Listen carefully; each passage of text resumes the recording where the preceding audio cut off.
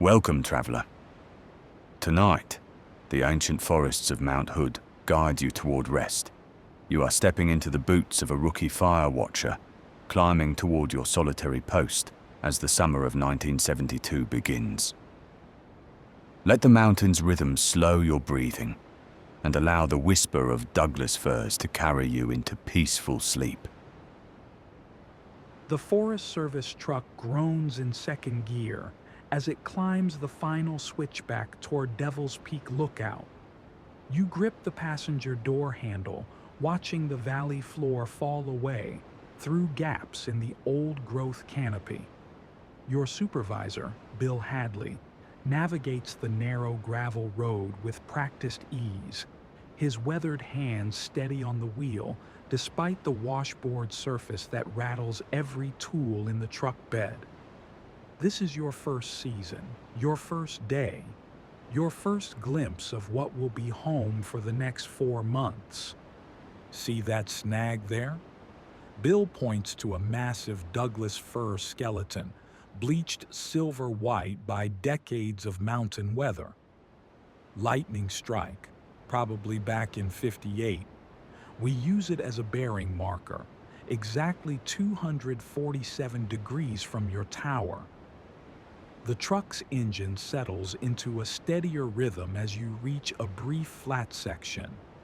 Through the dust-hazed windshield, you catch your first glimpse of the tower itself, rising from a rocky outcrop like a lighthouse above an ocean of green. The structure stands on steel legs, weathered wood and glass catching the morning sun, a 10 by 10 foot cab perched 60 feet above the ground. You pull into the small parking area, really just a widened spot where the road ends. The engine ticks as it cools, and suddenly the forest silence rushes in. Not true silence, but a layering of subtle sounds. Wind sifts through fir needles with a sound like distant water. A varied thrush calls from somewhere below, its haunting note spiraling up through the canopy. You step out, and the thin mountain air fills your lungs with the sharp scent of pine resin and sun-warmed earth. At 5,200 feet, even early June carries a bite of coolness that makes you glad for your Forest Service jacket. Bill unlocks the gate at the tower's base, its chain-link fence more suggestion than barrier against the wilderness. Generator sheds here, he says, showing you the small structure housing your backup power. Propane tank gets filled monthly. You've got battery power most of the time from the solar setup we installed last year. Pretty modern stuff. You check the equipment systematically together, fuel levels, battery voltage, the condition of the lightning rod system that will protect you during the thunderstorms that roll through these mountains. The stairs rise steeply, switching back and forth within the tower's framework. You count each flight, feeling your breath quicken, not just from exertion, but from the growing exposure. 20 steps, turn. 20 more, turn. The forest floor recedes, and through the gaps in the stairs you can see patches of bare grass and huckleberry bushes far below. Your hands find a rhythm on the railings, cool metal warming under your palms. Halfway up, you pause at the landing where the emergency equipment is stored. Ropes, first aid supplies, a backup radio in a waterproof case. Take your time, Bill says, though he's barely winded despite being 20 years your senior. Altitude hits everyone different the first few days. You nod, drawing in a deep breath of the increasingly thin air. A raven cronks somewhere nearby, the sound startlingly close at this height.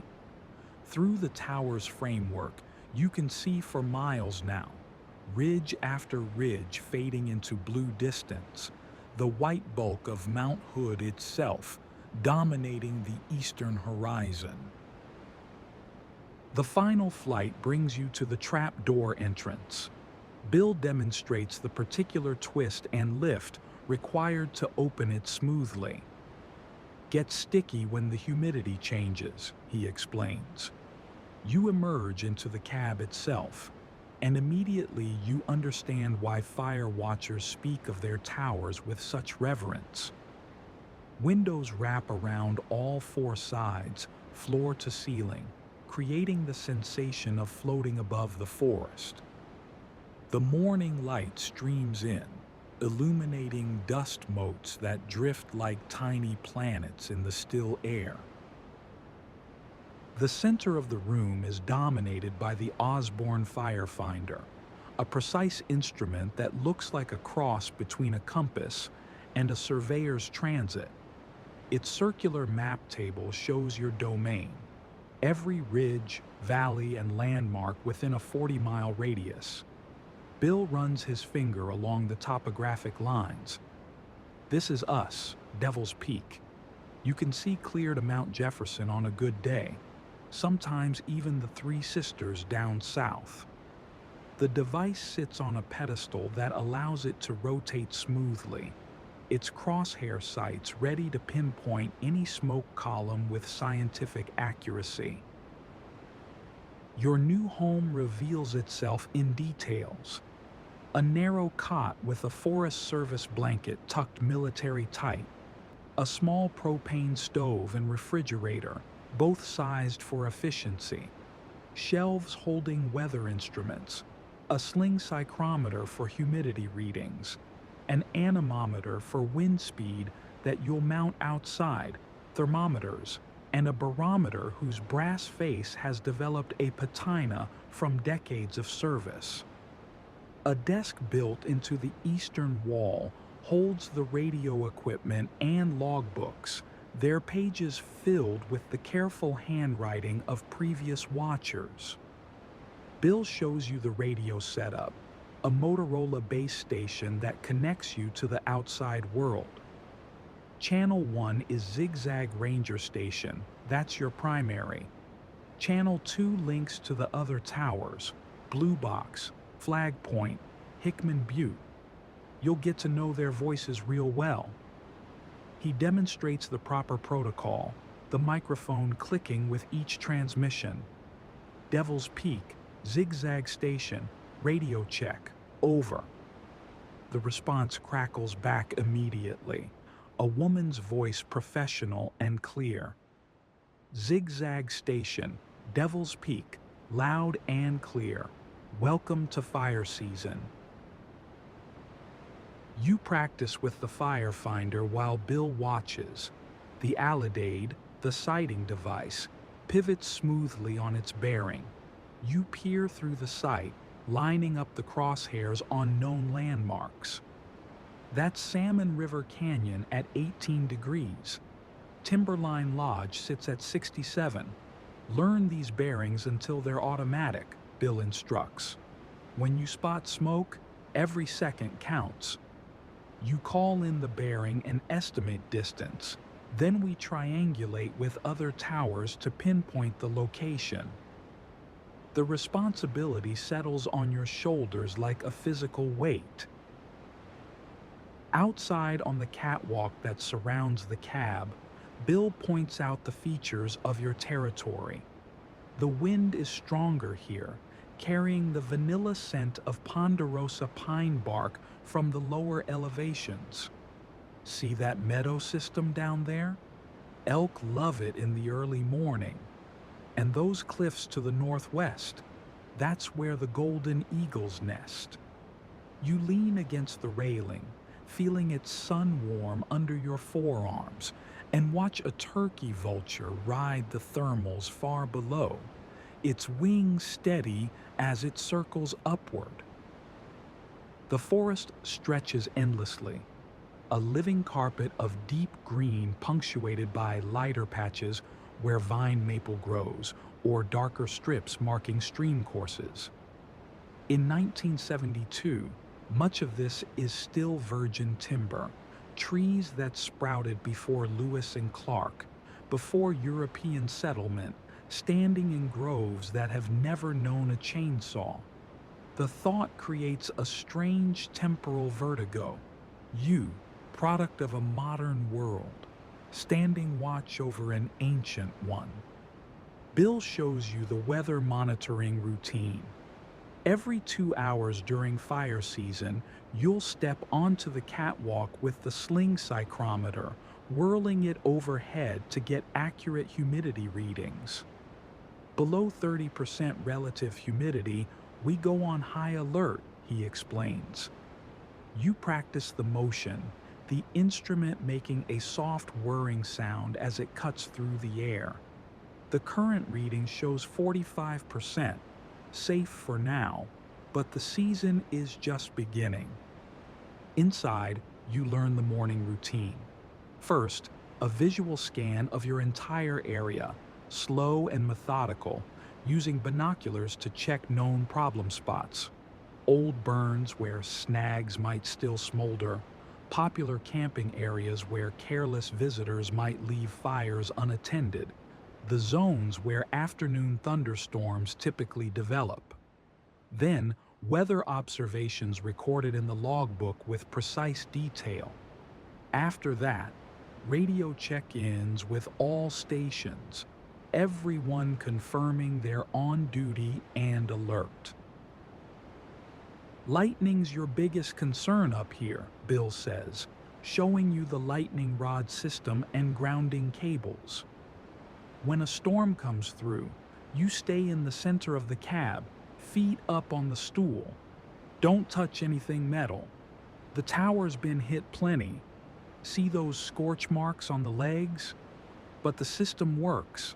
Just respect it. Through the windows, you can see thunderheads already building over the Cascade crest, though they're still hours away. Bill prepares to leave you alone for your first shift. He reviews the emergency procedures one more time. How to rappel down if the stairs are compromised, the backup radio frequencies, the location of the nearest spring for water if the cistern runs dry. First few nights can be lonely, he admits. But most folks find a rhythm pretty quick. You've got books, got the radio for evening chatter with other towers. Some watchers say it's the best job in the world. He pauses at the trap door. I'll be back day after tomorrow to check on you. Call if you need anything before then. The truck's engine fades down the mountain, leaving you in a silence so complete your ears ring. You stand in the center of your new domain, turning slowly, taking in the panoramic view. The sun has climbed higher, and the morning shadows are shortening. A red-tailed hawk circles past at eye level, so close you can see the russet feathers catch the light. You check your watch, 10:47 a.m. June 3rd, 1972. Your season has officially begun. The first task is settling in, making the space yours. You unpack your duffel bag, clothes suitable for weather that can swing from 90 degrees to near freezing. Books you've been meaning to read. A harmonica you're determined to finally learn. Letters from home already seeming like artifacts from another world. Everything has its place in the compact space. You test the cot. It springs creaking with a sound that will become familiar. The pillow smells of pine and cotton, and when you lie back briefly, the whole structure sways almost imperceptibly in the wind. Rising, you begin your first official scan. The binoculars are heavy, military surplus from Korea, but their optics are superb. You start north and work clockwise, systematically checking each drainage, each ridgeline. Through the glasses, the forest reveals its secrets. A black bear foraging in a huckleberry patch, oblivious to your observation. A logging road you hadn't noticed before, probably from the 1950s and slowly being reclaimed. What might be smoke but turns out to be morning mist still clinging to a shaded valley. The radio comes alive with chatter. Blue box to all stations. I've got a vehicle on the 4610 road. Looks like they're heading to Keg Springs. You learn that fire watchers track everything, not just smoke, but any human activity in their sector.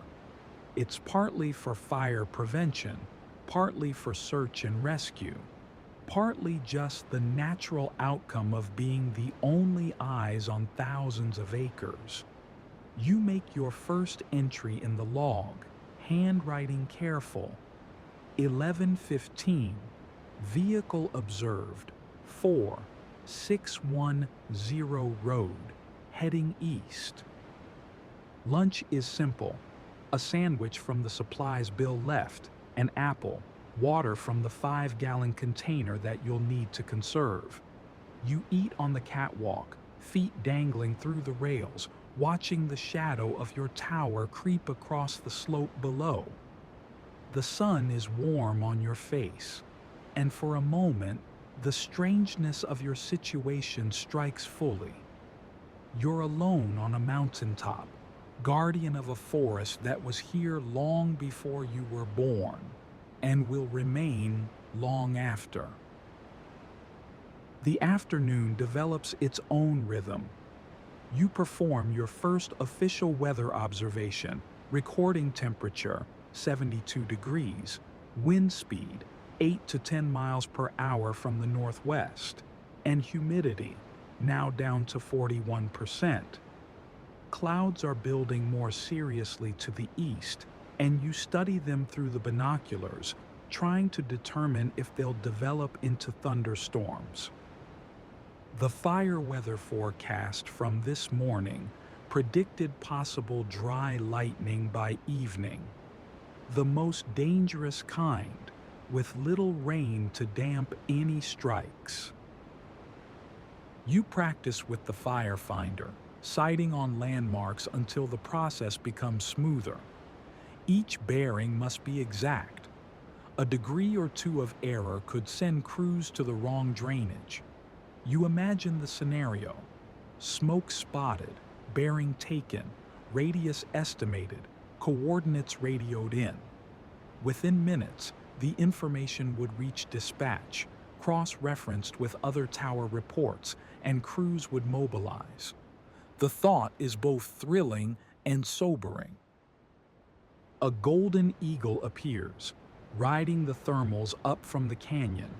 Through the binoculars, you watch it hunt, circling over the meadows where ground squirrels venture from their burrows. The bird's concentration is absolute, and when it finally stoops, the dive is so fast you almost lose track. It pulls up at the last second, talons empty. The squirrels have learned vigilance in this unforgiving landscape. By mid-afternoon, the heat has built considerably. The metal catwalk is almost too hot to touch, and heat waves rise from the rocks, making distant ridges shimmer like mirages. You retreat inside, grateful for the shade, though the cab is still warm despite the windows cranked open. The cross breeze helps, carrying the astringent scent of heated pine pitch. You've started to notice how the smells change through the day. Morning's cool earthiness, giving way to afternoon's resinous intensity. Radio check at 3 p.m. brings news from other towers. Flag point here, I'm showing humidity down to 38% and dropping. Hickman Butte, winds picking up from the east, gusting to maybe 15. You contribute your own observations, voice growing more confident on the radio. The other watchers welcome you with easy familiarity. They've all been the newcomer once. Devil's Peak, this is Blue Box. How you settling in over there? Over. The brief conversations are professionally focused, but tinged with camaraderie. You spot your first wildlife congregation of the day, a herd of Roosevelt elk emerging from timber into the meadow system Bill had pointed out. Through the binoculars, you count 17 animals, including 3 calves still wearing spotted coats. They graze peacefully, the cows occasionally lifting their heads to scan for danger. One magnificent bull stands sentry, his antlers still in velvet, catching the afternoon light like burnished copper. The thunderheads have continued building, and by 4 p.m. they tower into the stratosphere, their tops sheared flat by upper-level winds into the classic anvil shape. You can see rain falling from their bases, but it's virga, precipitation that evaporates before reaching the ground. This is what Bill warned about, all the lightning danger with none of the moisture benefit. You find yourself checking the lightning rod cables, testing the rubber mat you'll stand on if the storm comes your way. A new sound catches your attention, the distant drone of a small aircraft. You spot it eventually, a Forest Service Cessna doing aerial reconnaissance. It passes a half-mile to your south, wings waggling in greeting. You're not sure if the pilot can see you wave back, but you do anyway. The plane continues east, probably checking the wilderness boundary areas where human access is limited, and only aerial surveillance can spot new starts. As evening approaches, the quality of light begins its transformation. The harsh brightness of midday softens to gold, making every ridge and valley stand out in sharp relief. This is the magic hour for fire watching, when the angle of light can reveal smoke columns invisible at noon. You begin another systematic scan, even more careful than before. The binoculars have become extensions of your eyes, their weight familiar in your hands. Your first evening meal alone is a quiet affair. Canned stew heated on the propane stove, crackers, dried fruit. You eat at the small table, windows open to catch the cooling air. A hermit thrush begins its evening song from somewhere below, the notes like liquid silver spilling through the forest. Soon, others join in, creating a Vespers chorus that seems to mark the transition between day and night shifts of the forest. The sunset develops slowly, painting the western sky in layers of orange and pink. Mount Hood glows like a beacon to the east, its glaciers turned rose gold. You step onto the catwalk for the evening weather observations. The air noticeably cooler now, carrying a hint of moisture from the valleys where dew is already forming. Humidity has risen to 52%. Good news for fire danger, but also a sign that any lightning strikes could smolder unseen until tomorrow's heat dries things out again. Radio chatter picks up in the evening as watchers share observations from the day. Blue Box here had a couple of hikers way off trail near Cripple Creek. Looked lost, but found their way back eventually. Flag Point, that eagle pair is back at their nest. Looks like they might have young.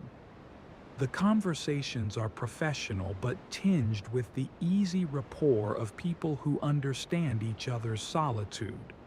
You contribute your elk sighting, receiving interested responses about calf survival rates this year. As darkness falls, your world contracts from 40-mile vistas to the small pool of light inside the cab. You light the kerosene lamp Bill showed you, back up for when you want to save battery power. Its warm glow fills the space, creating shadows that dance on the walls. Outside, the darkness is profound, unmarred by any artificial light for miles. Stars begin appearing, first the brightest planets, then gradually the entire Milky Way sprawling across the sky like spilled silver dust. You try reading, but find yourself drawn repeatedly to the windows. Your eyes adjust to the darkness, and you begin to see the landscape in a new way. The faint glow of starlight on granite outcrops, the darker masses of forest, the occasional flash of eyes when your flashlight beam catches a nocturnal creature. An owl calls, probably a great horned, and receives an answer from across the valley. The night hunters are beginning their shift. The temperature has dropped into the 50s, and you're grateful for your wool shirt. You make a cup of instant coffee, wrapping your hands around the warm mug, and stand at the north window watching the stars wheel overhead. The isolation is complete now. No lights, no sounds of civilization, just you and the vast breathing presence of the forest. It should feel lonely, but instead, there's a strange comfort in being trusted with this responsibility. You perform the final weather check at 10 p.m., logging the numbers carefully. The thunderstorm stayed to the east, dissipating without reaching your sector. Tomorrow might be different. The forecast calls for building instability as a low-pressure system approaches from the Pacific. But for tonight, your forest sleeps peacefully under the stars. You make final notes in the logbook, your handwriting joining the record of all who've stood watch here before. Preparing for bed involves its own ritual. You check the door locks, more psychological than practical at this height. The rifle in the corner is for emergencies, though Bill assured you it's never been needed. Bears can climb, he'd said, but they've got no reason to climb towers. You brush your teeth using water sparingly, change into sleeping clothes, and slide into the narrow cot. The sleeping bag smells of cedar and wool, and when you pull it up, you're cocooned in warmth.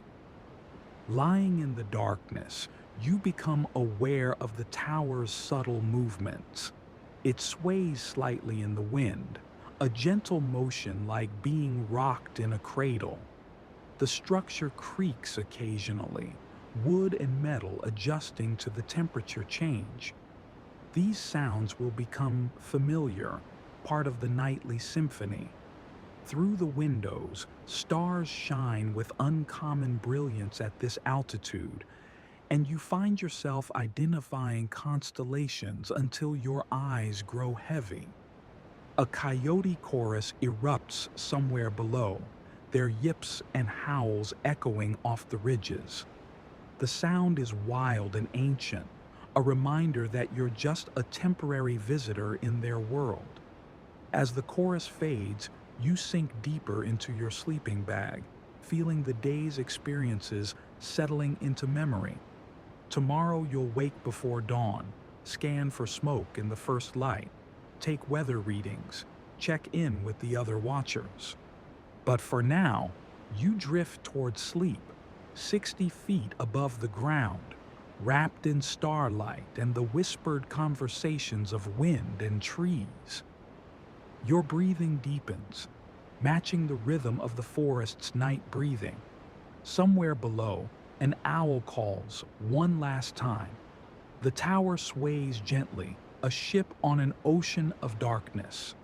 Your first day as a fire watcher is complete, and as sleep finally takes you, you're already becoming part of the mountain's dreaming, another guardian in the long history of those who've kept watch over these ancient forests.